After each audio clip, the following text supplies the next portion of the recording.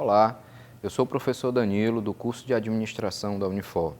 Hoje a gente vai falar um pouco sobre o transporte na logística, essa função tão importante para essa nossa área de atuação e que as empresas precisam tanto para poder gerar vantagem competitiva. O transporte ele é importante porque ele é responsável por toda a distribuição dos materiais, desde o recebimento da matéria-prima até a entrega dos produtos finais de todas as empresas que vocês conhecem. No transporte, a gente tem 5 modais de transporte. Os 5 principais modais são o rodoviário, é o transporte por caminhões pelas estradas do país, o ferroviário, o aquaviário, e esse aquaviário ele pode ser dividido em marítimo, fluvial ou lacustre.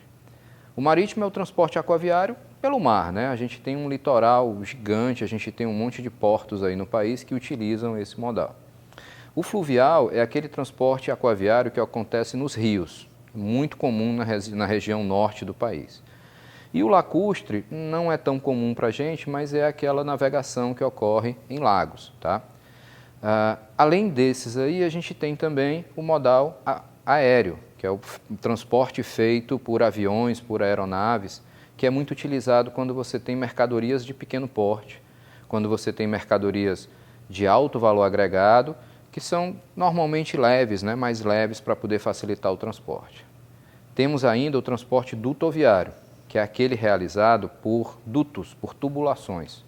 Isso acontece mais especificamente no setor petroquímico, ou seja, gases, líquidos, combustíveis. Esse modal ele é bem específico desse setor. Imagino que a maioria dos empresários, né, imagino que a maioria das empresas vai trabalhar em algum momento com algum desses modais. No Brasil, o rodoviário é muito forte. O rodoviário hoje ele é o modal mais utilizado.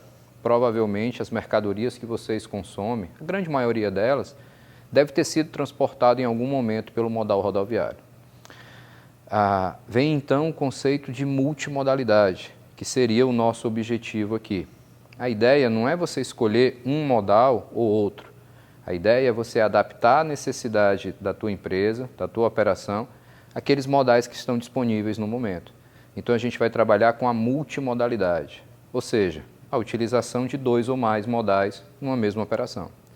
Então você, por exemplo, pode usar o modal rodoviário e o modal ferroviário, desde que você tenha trens e caminhões disponíveis para isso, mas para poder aproveitar o melhor de cada um deles.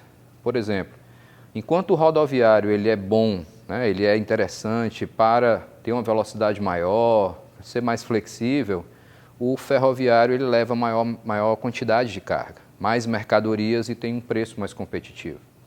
Então, se você, empresário, consegue combinar esses modais de transporte dentro da tua operação, você provavelmente vai conseguir uma operação mais barata e mais eficiente para poder atender o teu consumidor final. No Brasil, esse rodoviário que eu falei, ele é bem importante porque tem um volume muito grande de mercadorias que são transportadas, tem muitas empresas que utilizam esse modal. Eu tenho um desafio para vocês. Vamos falar sobre como o transporte rodoviário ele é importante para o país. Em 2018, aqui no Brasil, houve uma greve, uma grande paralisação dos transportadores rodoviários. Tá? Isso aconteceu no país inteiro, diversas cidades tiveram esse problema com a movimentação dos produtos, com o transporte por conta dessa paralisação. O que eu quero de vocês é o seguinte: pesquisa na internet, pesquisa em notícias da época, para poder você entender o que foi esse problema. Por que o país parou naquele momento e por que foi tão importante, por que esse setor é tão importante? Por que o setor do transporte rodoviário no país impacta tanto na economia da gente? O que foi que houve? Por que faltou produtos nos supermercados? Então, o meu desafio a vocês é pesquisa essa questão da greve do transportador rodoviário e como isso impacta na nossa operação. Será que eu preciso necessariamente ter no transporte rodoviário minha principal operação?